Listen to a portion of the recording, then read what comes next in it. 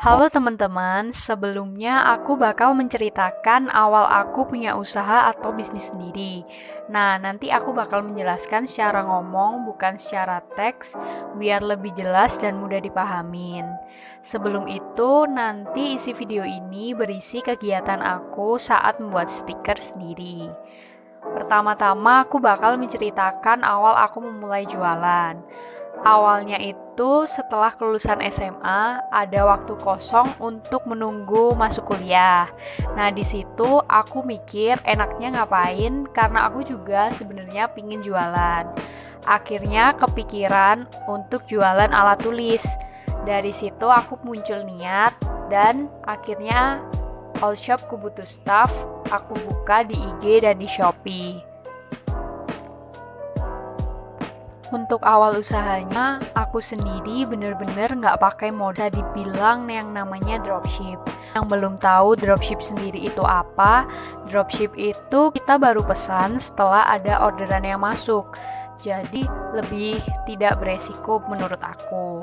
Nah, dari situ aku akhirnya mulai jual secara COD atau ketemu langsung dengan pembelinya langsung. Terus aku mulai membuka reseller. Akhirnya dari uang reseller itu sekarang semua produk bisa ready stock.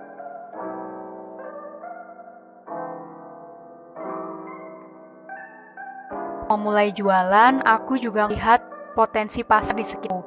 Dimana kan aku masih suka, jadi di sekitarku ada butuh alat.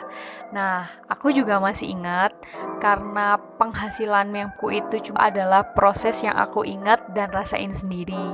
Jadi apa-apa pasti bertahap ya teman-teman, gak bisa langsung.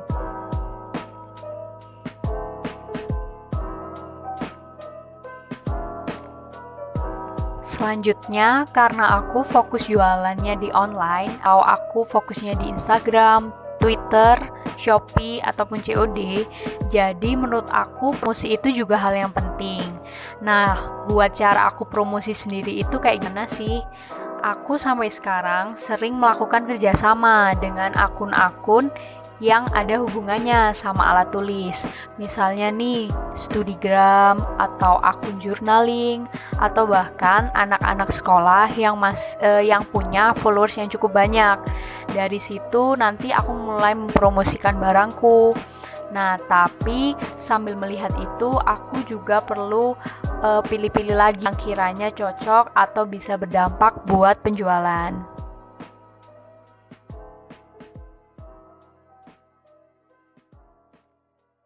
Selain promosi secara online, aku juga fokus menjual alat tulisku ke teman-teman sekitar. Karena dari awal aku ngelihat potensi pasar yang ada di sekitarku. Apalagi waktu itu belum ada yang jual alat tulis yang lucu-lucu. Jadi di situ aku banyak banget dapat dukungan dari teman-teman terdekat. Bahkan kalau di kampus aku sering nggak dipanggil nama, tapi dipanggil Mbakku butuh staff. Hal-hal lain yang aku juga masih belajar yaitu aku selalu menerima yang namanya kritik dan saran. Kenapa aku butuh itu? Karena aku memulai usahanya sendiri. Jadi aku perlu banyak ide dari orang-orang yang bisa membantu biar usaha kita itu nggak stuck gitu-gitu aja. Kan yang namanya ide itu pasti banyak ya. Jadi aku selalu nampung dari teman-teman. Kayak misalnya aku suka tanya, apa kalian butuh ini atau kalian lagi butuh alat tulis itu atau harganya udah pas atau kayak gimana. Jadi hal-hal yang kecil seperti itu selalu aku pertimbangkan biar usaha bisa lebih besar. Seperti misalnya usaha stiker ini, sebelumnya aku kan fokusnya menjual barang yang udah jadi, bukan dari produksi aku sendiri. Karena aku menerima banyak saran dari teman-teman yang bilang kalau gimana kalau aku memulai jualan dari hasilku sendiri. Akhirnya dari situ aku mulai berpikir kalau aku juga bisa membuat stiker sendiri. Contohnya seperti ini.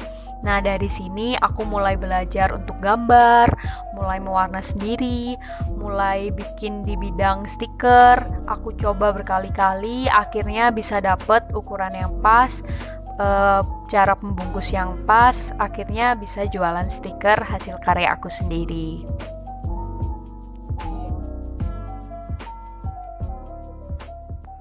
Oh iya, karena pada dasarnya aku sendiri itu sudah minat dan udah suka sama alat tulis atau barang-barang yang lucu, jadi melakukan pekerjaan itu tuh jadi seneng. Kayak aku tuh suka kalau nge-packing atau ngitungin stok barang, jadi waktu kita ngelakuin pekerjaan itu tuh nggak capek. Nah, menurutku itu juga hal yang penting, karena pada awal selain niat, kalian tuh juga harus minat. Karena kalau kalian minat, ngelakuinnya itu juga nggak setengah-setengah. Jadi aku tuh selalu ngerasa ini tuh hal yang menyenangkan dan tidak membuat aku capek. Hal penting lain yang perlu dipertimbangkan yaitu mengatur keuangan. Menurut aku itu juga hal yang cukup sulit karena dari awal kan aku memulai usaha sendiri dan juga masih belajar. Kalau saran dari aku, uang modal dan uang keuntungan itu jangan dicampur. Jadi biar kita tahu apa kita udah untung atau belum. Nah, dari awal aku nggak pernah pakai uang keuntungan aku. Gunanya apa? Biar toko bisa lebih besar. Karena dari awal aku memulai usaha secara dropship atau tidak membuat barang itu ready. Nah, tapi lama-lama dari uang keuntungan bisa aku putar dan sekarang semua barang bisa ready stock.